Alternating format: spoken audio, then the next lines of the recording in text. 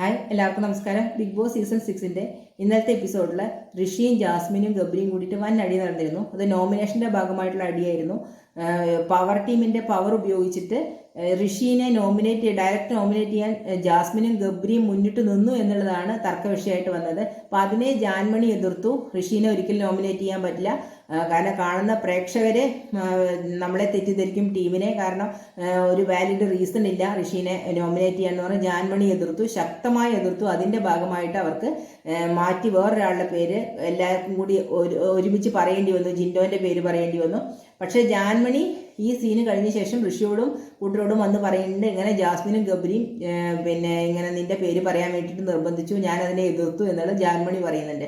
അപ്പോൾ ഋഷിക്ക് ഭയങ്കരമായിട്ട് സങ്കടം വന്നു. കാരണം ദേഷ്യത്തെക്കാൾ കൂടുതൽ സങ്കടം വന്നു. അതായത് ഋഷി അതുവരെ വിചാരിച്ചിരുന്നത് ജാസ്മിനും ഗബ്രിയൊക്കെ ഋഷിയുടെ നല്ല ഫ്രണ്ട്സാണ് എന്നാണ്. കാരണം ഋഷിനെ കാണുമ്പോൾ ഋഷി പറയുന്നത് നല്ല ചിരിക്കുകയും വർത്താനം പറയുകയും നല്ല കൂളായിട്ട് പെരുമാറുകയൊക്കെ ചെയ്യുന്നുണ്ട്, എന്നിട്ട് പിന്നിൽ നിന്ന് കുത്തിയെന്നാണ്. അപ്പോൾ സാധാരണ നോമിനേഷൻ നടക്കുന്ന രീതിയിലുള്ള നോമിനേഷൻ ആയിരുന്നുണ്ടെങ്കിൽ ഋഷിക്ക് ഇത്ര വിഷമം വരില്ലായിരുന്നു.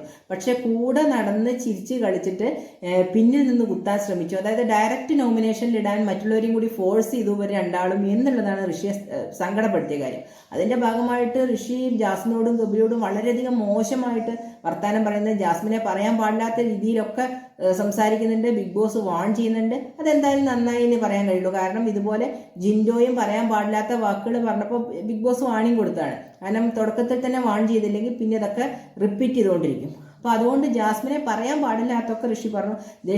ദേഷ്യപ്പെടാൻ വഴക്കുണ്ടാക്കുകയൊക്കെ ചെയ്യാം, പക്ഷേ ഒരു സ്ത്രീയോട് പ്രയോഗിക്കുന്ന വാക്കുകൾക്ക് ഒരു പരിധിയുണ്ട്. അപ്പം അതൊക്കെ ലംഘിച്ചു ഋഷി. അതിനുശേഷം ഭയങ്കരമായിട്ട് കരയുന്ന ഋഷിയെ കണ്ടു. അത് ഒട്ടും എക്സ്പെക്ട് ചെയ്തില്ല. കാരണം ദേഷ്യപ്പെടുക വഴക്കുണ്ടാക്കുകയൊക്കെ ചെയ്യാം, പക്ഷെ അത് കുഞ്ഞുങ്ങളിരുന്ന് കരയുന്ന പോലെ കരയുന്ന കണ്ടപ്പോൾ എന്തോ ഭയങ്കര ബോറായിട്ട് തോന്നി.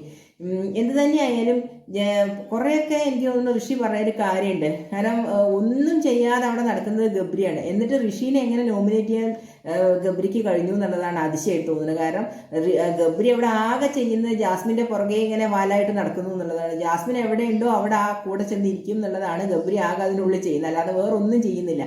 അപ്പോൾ ജാസ്മിൻ ഉള്ളത് കൊണ്ട് ഗബ്രി നിലനിന്ന് പോണു, പവർ ടീമിൻ്റെ കൂടെ ആയതുകൊണ്ട് ഗബ്രി നിലനിന്ന് പോണു എന്നുള്ള ഒറ്റ കാരണം കൊണ്ട് അങ്ങനെയുള്ളൊരു വ്യക്തി ഋഷിനെ പോലുള്ള ആളെ നോമിനേറ്റ് ചെയ്യാൻ പാടില്ലായിരുന്നു എന്ന് ഋഷി പറഞ്ഞത് ന്യായം തന്നെയാണ്. അത് ഋഷി പറഞ്ഞ ആ കാര്യങ്ങളിലൊക്കെ ന്യായമുണ്ട് താനും. പിന്നെ ഈ ജാസ്മിനും ഗബ്രിയും മനസ്സിലാക്കേണ്ട ഒരു കാര്യം എന്ന് പറഞ്ഞാൽ, ബിഗ് ബോസ് കാണുന്നത് അത്രയ്ക്കും ഫോർവേഡ് ആയിട്ടുള്ള ആൾക്കാരൊന്നും അല്ല. സാധാരണ വീട്ടമ്മമാർ മുതൽ സാധാരണക്കാരായിട്ടുള്ള ആളുകളാണ് ഈ ബിഗ് ബോസിൻ്റെ സ്ഥിരം പ്രേക്ഷകരും. ഈ കഴിഞ്ഞ സീസൺ 5 വരെയുള്ള സീസണുകളൊക്കെ കണ്ടതും വിജയിപ്പിച്ചതും ഒക്കെ സാധാരണക്കാരായിട്ടുള്ള ആളുകളാണ്. അതായത് സീരിയലൊക്കെ കാണുന്ന വീട്ടമ്മമാരെ, കുത്തിയിരുന്ന് കാണുന്ന വീട്ടമ്മമാരെ, അങ്ങനെയുള്ള സാധാരണ ജനങ്ങളാണ് അധികവും ഈ ബിഗ് ബോസ് കാണുന്നത്. വലിയ വലിയ വലിയ ചിന്താഗതികളും വലിയ തിരക്കുകളൊക്കെ ഉള്ള ആളുകളൊന്നും ഇതിന് കിട്ടില്ല. അപ്പം അതുകൊണ്ട് തന്നെ അങ്ങനെയുള്ളവരുടെ കാഴ്ചപ്പാടെന്ന് പറഞ്ഞാൽ സ്വാഭാവികമായിട്ടും നമ്മൾ എങ്ങനെയാണ്, നമ്മുടെ സംസ്കാരം എങ്ങനെയാണ്, നമ്മുടെ ഇന്ത്യൻ കൾച്ചർ എങ്ങനെയാണ്, നമ്മുടെ കേരളത്തിൻ്റെ സംസ്കാരം എങ്ങനെയാണ്, ആ ഒരു രീതിയിലായിരിക്കും രണ്ടുപേരെ ബന്ധിപ്പിച്ച് കാണുമ്പോൾ നമ്മൾ ചിന്തിക്കുക. സാധാരണ സ്ത്രീജനങ്ങൾ അങ്ങനെയാണ് ചിന്തിക്കുക. പക്ഷെ ഇവർ രാത്രി ലൈവിൽ കാണിച്ചു കൂട്ടുന്നത് എന്ന് പറഞ്ഞാൽ അവർക്കൊക്കെ അരോചകം തോന്നുന്ന വിധത്തിലുള്ള പ്രവർത്തികളാണ്. കഴിഞ്ഞ 5 സീസണിലും കാണാത്ത രീതിയിലുള്ള ഇൻറ്റിമേറ്റ് സീനുകളൊക്കെ തുടക്കത്തിൽ തന്നെ ജാസ്മിൻ്റെയും ഗബ്രിയുടെയും ഭാഗത്തുനിന്ന് വന്നു തുടങ്ങിയിട്ടുണ്ട്. അപ്പോൾ ഇന്നലെ രാത്രി ലൈവ് കണ്ടവർക്കറിയാം, ഭൂരിഭാഗം സമയത്തും ഇവരെയാണ് ലൈവിൽ കാണിച്ചുകൊണ്ടിരുന്നത്. ഇവർ തന്നെയാണ് ഒപ്പം ഇരിക്കുന്നതും. കാരണം വേറെ ആളെ ഇവരുടെ അടുത്തേക്ക് അടുപ്പിക്കാൻ സമ്മതിക്കില്ല.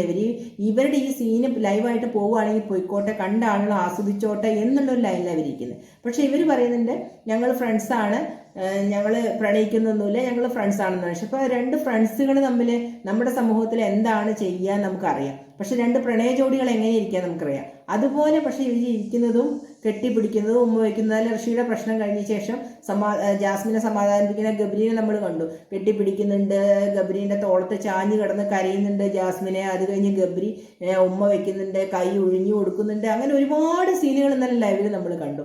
അതൊക്കെ കാണുമ്പോൾ ആദ്യമായിട്ട് കാണുന്ന ഒരു പ്രേക്ഷകനോ ആണെങ്കിൽ അവർ തീർച്ചയായിട്ടും ചിന്തിക്കും ഇവർ പ്രണയ ജോഡികളാണ്. ഇവരല്ലാന്ന് പറയുകയും ഇങ്ങനെയുള്ള സീനുകൾ കാണിക്കുകയും ചെയ്യുന്നത്. നമുക്കറിയാം സീസൺ 1 പേളിമാണിയും ശ്രീനിഷും പ്രണയിച്ച് കല്യാണം ബിഗ് ബോസ് നിന്ന് പ്രണയിച്ച് കല്യാണം കഴിഞ്ഞ ആൾക്കാരെ. പക്ഷേ അവർ പോലും ഇത്രയധികം ഇൻറ്റിമേറ്റ് ആയിട്ടുള്ള സീനുകൾ നമുക്ക് തന്നിട്ടില്ല എന്നുള്ളതാണ് സത്യാവസ്ഥ. നമുക്ക് കാണാൻ കഴിഞ്ഞിട്ടില്ല. അത് കഴിഞ്ഞ് സീസൺ 4 ആണ് ഏറ്റവും കൂടുതൽ ആഘോഷിക്കപ്പെട്ട ഒരു സീസൺ. ഈ പിന്നെ പ്രണയ ജോഡികളുടെ ഇത് ലൈവിൽ ഇവരുടെ മാത്രം റോബിൻ്റെയും ദിൽഷയുടെയും സീനുകൾ കാണാൻ വേണ്ടി മാത്രം രാത്രി ലൈവ് കണ്ടിരുന്ന ആൾക്കാരുണ്ട്, നേരം വെളുക്കുന്നവരെ. പക്ഷെ അവരും ഇതുപോലെ ഒരു പരിധിയിൽ കൂടുതൽ പിന്നെ പ്രകടനം നടത്തുന്നതായിട്ട് നമ്മൾ കണ്ടിട്ടില്ല. അവരുടേതൊക്കെ പറഞ്ഞാൽ നമുക്ക് കണ്ട് ഇരിക്കാൻ തോന്നും, ആസ്വദിക്കാൻ തോന്നും, അങ്ങനത്തെ ഒരു പിന്നെ റിലേഷൻഷിപ്പ് ആയിരുന്നു അവരുടെ. അവർ കല്യാണം കഴിച്ചില്ലെങ്കിൽ പോലും നമ്മൾക്ക് ആർക്കും നിരാശയില്ലാത്തതും അതുകൊണ്ടാണ്. അവർ പുറത്ത് വന്നിട്ട് അവരുടേതായത് പോയെങ്കിൽ കൂടി നമുക്ക് അവർ സമ്മാനിച്ച ആ ഒരു കാഴ്ചകൾ എന്ന് പറഞ്ഞാൽ നമുക്ക് നമ്മളൊരു സിനിമയിലോ സീരിയലിലോ ഒക്കെ കണ്ടിരിക്കില്ലേ, അതുപോലെ കണ്ടിരുന്ന ആൾക്കാരാണ്. പക്ഷെ ഇവരങ്ങനെയല്ല, മനുഷ്യനെ അരോചകമാക്കുന്ന രീതിയിലുള്ള പ്രവർത്തികളും പിന്നെ എന്താ പറയുക 18+ കാണാൻ പാടുള്ളൂ ലൈവ് എന്നുള്ള ഒരു തരത്തിലേക്ക് കൊണ്ടുവരുന്ന ഒരു ഇതാണ് കാണുന്നത്. തുടക്കത്തിൽ ഇങ്ങനെയാണെങ്കിൽ പോകെ പോകെ എങ്ങനെയായിരിക്കും. അപ്പോൾ അതുകൊണ്ട് തന്നെ ഈ ജാസ്മിൻ പവർ റൂമിൽ കയറിയപ്പോൾ പിന്നെ അവര് ക്യാപ്റ്റന്റെ ബെഡ് ആവശ്യപ്പെട്ടു എന്ന് ഇന്നലെ അപ്സര സംസാരിക്കുന്നത് നമ്മളൊക്കെ കണ്ടതാണ്.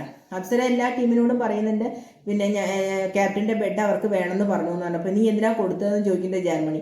അപ്പോൾ പറയേ എന്നോട് പിന്നെ ആവശ്യപ്പെട്ടതല്ല, അത് ഇങ്ങനെ റിക്വസ്റ്റ് ചെയ്താണ്, ഒരു അപേക്ഷ പോലെ പറഞ്ഞതാണ്, അപ്പോൾ അതുകൊണ്ടാണ് ഞാൻ കൊടുത്തത് എന്ന് പറഞ്ഞു. അപ്പോൾ അവർക്ക് രണ്ടാൾക്കും ക്യാപ്റ്റന്റെ ബെഡിൽ കിടക്കാൻ വേണ്ടിയിട്ടാണ് അവരത് ചോദിച്ചത്.